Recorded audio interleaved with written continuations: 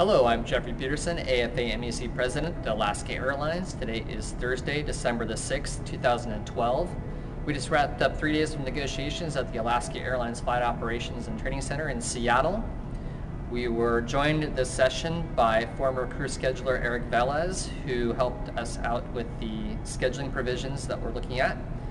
We talked about Section 8, Hours of Service, 10 Scheduling, 11 Reserve, 12 Exchange of Sequences, 16 Sick Leave and On-the-Job Injury, 27 Association Business, 29 Profit Sharing and Retirement, and Section 32 Attendance Policy. In Section 8, Hours of Service, we are still looking at increased domicile rest. The contractual language currently is 10 hours. We're looking for 11 hours. The company presented us with some information about the industry comparison for remain overnight rest, and compared to industry and our duty day, it seems that we have very competitive rest according to management, so we are evaluating that. We are still holding on to like sequence, wanting it to be the same provision throughout several sections of the contract, which would be sections 8 and 10 specifically. We're still apart on that provision, but we're working through that. And we are also holding out on Section 8 for the contactability requirements pending settlement language in regards to a grievance that we have already filed on contactability on layovers. In Section 10 scheduling, we are still looking for a guaranteed low bid option, and that would be around 40 TFP. The company looks like they're willing to give us that option, but that would be pending a new provision that they just floated this session, which is that they want to increase the 480 TFP annual requirement from 480 credited to 480 TFP flown, so no credit for vacation or sick leave or, say, leave of absences, and that it would be based on a 12-month look back based for your insurance going forward. So we're evaluating that request. 10T, which is the pre-cancellation language, we are looking at the language in the book.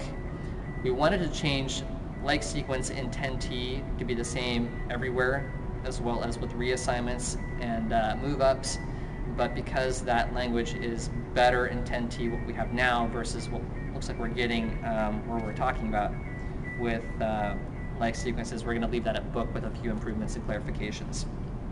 So like sequence is still an issue in Section 10 as well, and we're continuing to try to hammer out an agreed definition on that. Section 11 Reserve, I have some really good news to report here. We didn't actually TA the section because this happened at the very end of the session today, but we have signed a term sheet saying that we are agreed in principle. We expect a full TA next session, and we think this is a really great section with lots of improvements here. Very proud about this section. Some of the highlights include that there's no scheduled ER dates. It's down to only AM and PM scheduled with 2 conversions, and then one possibility of an involuntary conversion in addition to that, with some premium pay associated with that 3rd conversion. So you get 2 conversions during your days, and then a 3rd conversion that would be with a premium attached to it, and also some protections for the conversions if you're contacted outside of your hours. There's also several provisions for preferencing conversions and when you would like to have that done, and an ability to preference voluntary conversions on top of the 2 with additional pay. We have secured trades between reserves of the same reserve type and availability. So say 2-day reserves can trade with their 2-day reserves once they've self-assigned or assigned a sequence, as well as being able to trade airport standby. Pay into a day off, no longer having to sit that day in order to get the pay. Self-assignment, as I just mentioned, for both assignments and airport standby. A maximum of 4 airport standbys in a month. We are moving the airport standby period from 4 hours to 5 hours, but with an extra TFP attached to that. We fought very hard to, and we have achieved, keeping the reserve duty day to 10.5 hours scheduled, 12.5 rescheduled, just like the line holders. Management was very interested in moving the reserve duty day to 14 hours based on a sick online, and we have held firm on that. And again, the contract is the same for both line holders and reserves, 10.5 hours scheduled, 12.5 rescheduled. The only exception would be if you can voluntarily work a charter up to 14 hours, just like the line holders, but for some additional pay, and that is not a requirement. It's just an option, and you can pass on that assignment. Section 12, which would be the exchange of sequences, we're still working on open time and how to fix that. Lots of ideas being floated across the table, nothing concrete yet, and so we're just continuing to work through that as we try to fix open time. Section 16, which is sick leave and on-the-job injury, there was no progress on this section. We did discuss it. There was some paper passed. Not getting anywhere this time with Section 16. Section 27 is association business. We opened on that this time. That would be AFA's proposal. Some people may wonder why we opened on Section 27 at this point, whether it be too late or too early. We waited to open Section 27 because we wanted to get into the contract a little bit before we start asking for improvements to the association. We felt a little funny about opening on this before going into compensation for everyone. However, this is an easier section to wrap up, and Section 21 is going to be a really big deal, so we wanted to get this at least out there and possibly wrapped up before going into compensation. We're looking just for some very modest improvements in this section. We like an increase from 1 hour to 1.5 hours for the new hires in initial training. We're looking for a workstation or a desk in each of the crew rooms at each of the domiciles for AFA. We also like to solidify in language the current practice for committee work in conjunction with the companies, such as for PBS, Safety and Health, In-Flight Service Committee. There's several others that EAP, for instance, that work in conjunction with the company, and we just wanted to make sure that the pay provisions that are in practice today are in the contract. We're looking for a small increase in the company business pay for the LEC presidents. That's 44 TFB by contract today. We're looking for a slight increase going forward. That is because we have seen an increased load on the LEC presidents for representational work and work with the company. We think it's important to have them available to you in order to support you.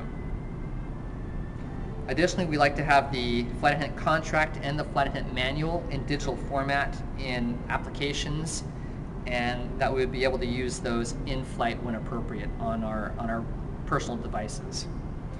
Section 29 is profit sharing and retirement. We proposed an increased company match to 13.5% from the current 7%, and that is in line with the pilot's plan. That is a significant increase, but the pilots do get 13.5%, and we are looking for the same match.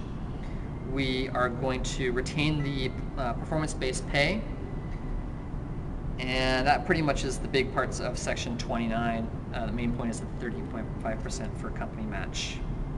Section 32 is the attendance policy. The company gave us more or less what we think is an unworkable proposal, but we're doing our best to attempt to work with that, and we'll likely pass paper on that next time.